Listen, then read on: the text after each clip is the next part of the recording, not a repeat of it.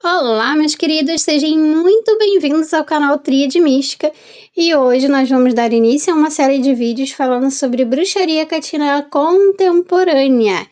E então se preparem, vamos lá para o vídeo de hoje. Muito se tem falado sobre Hecate dentro do cenário de reconstrucionismo, né, de tentar retornar às origens, mas carece de algumas fontes que falam sobre Hecate na contemporaneidade. E esse é o meu foco dessa série de vídeos que eu vou vir trazendo para vocês, tá bom? Então, como primeiro tópico, nós vamos falar Hecate e o mundo moderno. Trabalhar com Hecate agora, na época contemporânea, é um desafio, né? Mas, ao mesmo tempo, se vocês pararem para analisar, a maioria dos devotos de Hecate, eles trabalham essa parte de transformação pessoal e coletividade. Isso é algo que independe da vontade, né? É algo que Hecate vem colocando para que os devotos trabalhem, seja por meio de intuição, seja por meio de oportunidades que aparecem. Outro tópico também é conexão entre escuridão e luz. Algumas pessoas podem falar assim: ah, tá na moda falar de trabalho de sombras. Não é que esteja na moda, é que Hecate se conecta com seus devotos e ela sim manda mensagens, ela sim fala o que ela quer que os devotos comecem a trabalhar, seja em si mesmo, seja na coletividade. E o tópico de conexão com escuridão e luz é algo que está sempre em pauta, seja nas reflexões pessoais, seja em intuição, ou seja até mesmo em postagens que devotos de Hecate colocam na internet. Equilíbrio em tempos de caos. Se você analisar bem, o tempo todo tem algum tipo de caos acontecendo, seja dentro da sua casa, no seu ambiente, na parte de trabalho, na parte espiritual. O caos ele faz parte do nosso dia a dia, né? É a desordem para que aconteça a ordem. Então, é, Hecate, ela trabalha muito com essa parte de equilíbrio, né? E de você conseguir controlar, entre aspas, né? O caos. Então vamos entender. Atualmente, quando a gente fala sobre Hecate, né? E quando nós começamos a analisar sobre o trabalho devocional, algumas coisas são comuns, tá? A gente pode ver essa questão da transformação pessoal, né? E a transformação coletiva, que é uma pauta que está sempre, o trabalho com as sombras, que é uma pauta que está sempre, e o equilíbrio em tempos de caos também é uma pauta que está sempre. Mas por que existem temas que estão, entre aspas, fixos dentro da comunidade? Mas por que tem sempre desafios, né? Coisas que acontecem aí na comunidade hecatina que são comuns? Por quê? Porque nós passamos por uma era em que precisamos, sim, enfrentar os desafios que são comuns a todos. Existem desafios das jornadas pessoais e existem desafios que são comuns a todos, tá? Por exemplo, todos nós estamos com um ritmo acelerado. Todos nós não temos mais paciência para ouvir áudio no 1x. A maioria assiste no 1.5 ou no 2x de velocidade do WhatsApp. Por quê? Porque nós estamos acelerados.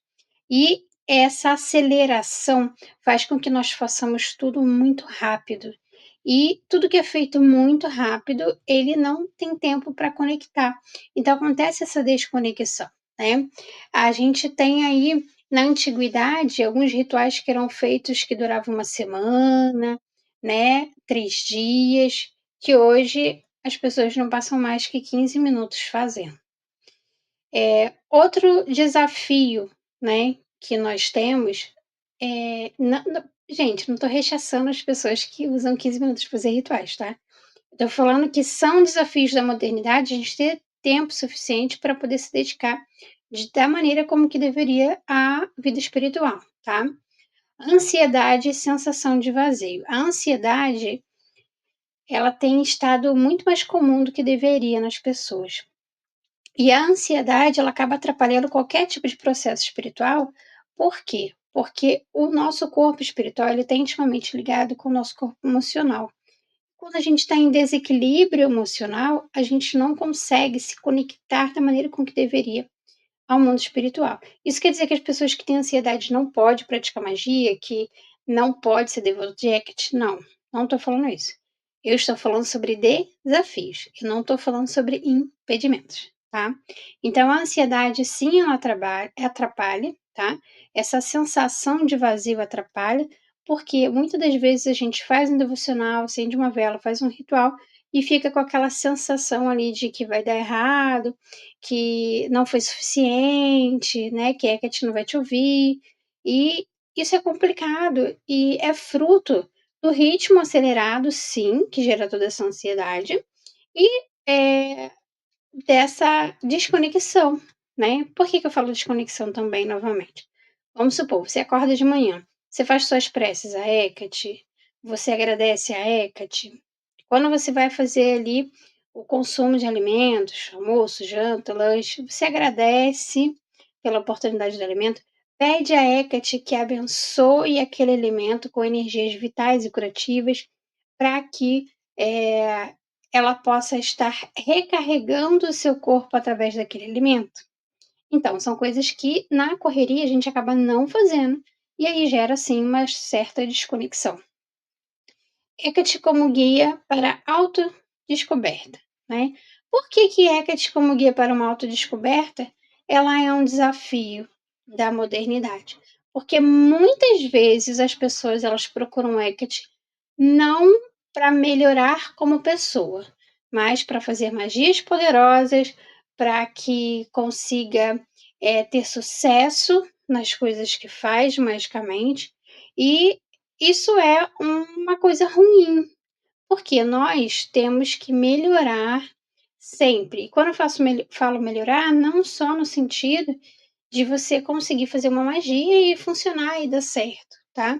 Melhorar no caráter, porque quanto devoto, você está se espelhando na divindade.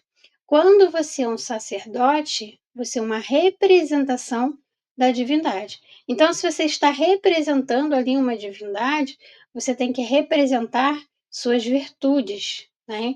E aí, Hecate, ela tá ali como guia para nossa autodescoberta, mas muitas das vezes a gente não utiliza disso, a gente não absorve isso por conta do tempo, da correria. Os três caminhos fundamentais da bruxaria catina contemporânea é a conexão com Hecate, em primeiro lugar, obviamente, em segundo, a prática da bruxaria, em terceiro, a interpretação contemporânea. O que isso quer dizer? Em primeiro lugar, nós nos conectamos com Hecate. Em segundo lugar, nós incorporamos os ensinamentos de Hecate, nós incorporamos tudo aquilo que a gente aprendeu com Hecate na prática da bruxaria e depois nós adaptamos o culto de Hecate com uma interpretação contemporânea, ou seja, como que eu posso fazer uma celebração de Deipnon aos moldes do que eu tenho hoje em dia de sociedade. Como eu posso fazer uma celebração dos mistérios eleusinos hoje em dia, né? Fazendo uma adaptação, uma interpretação contemporânea. Então, existem três caminhos fundamentais para que uma pessoa ela possa ali trabalhar com a bruxaria catina, tá? Em primeiro lugar, sempre a conexão com a divindade, né? Conexão com a deusa Hecate. Em segundo lugar, eu colocar essa conexão ali mesclada, esse conhecimento recebido com minha prática de bruxaria. E em terceiro lugar, fazer essa adaptação da bruxaria catina para o uso no nosso dia a dia. Mas então vamos entender melhor o que é uma interpretação contemporânea, tá? É quando você faz uma adaptação, trazendo para a nossa realidade, tá? Eh, Práticas antigas relacionadas a Hecate, de forma que eu consiga fazer as práticas, tá? Sem precisar ir para um templo, sem precisar, fazer 5 dias de rituais, né? Como fazer essa adaptação à nossa realidade atual, tá? Outro ponto é interação dos ensinamentos de Hecate ao dia a dia. É aquilo que eu estava falando, né? Quando nós aplicamos no dia a dia, como pedir a Hecate que na hora do almoço ela deposite sua energia vital e curativa naquele alimento, para que ao consumir aquele alimento você possa estar restaurando suas energias, é um exemplo, tá?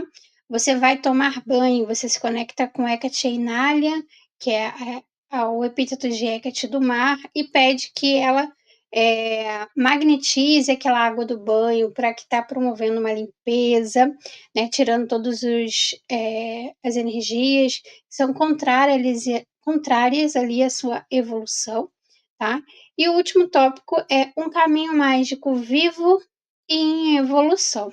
É aquilo que eu estava falando, né? Buscar sempre a melhora. Se eu fosse Hecate, como que eu iria agir? Isso é algo que eu sempre coloco no meu dia a dia e me ajuda muito. Por exemplo, eu estou na fila, né, do mercado e tem uma pessoa ali falando um monte de abobrinha, puxando assunto, no momento que você às vezes está querendo buscar ali uma introspecção, eu não quero conversar, não quero dar papo, eu vou fazer o quê? Eu vou xingar a pessoa?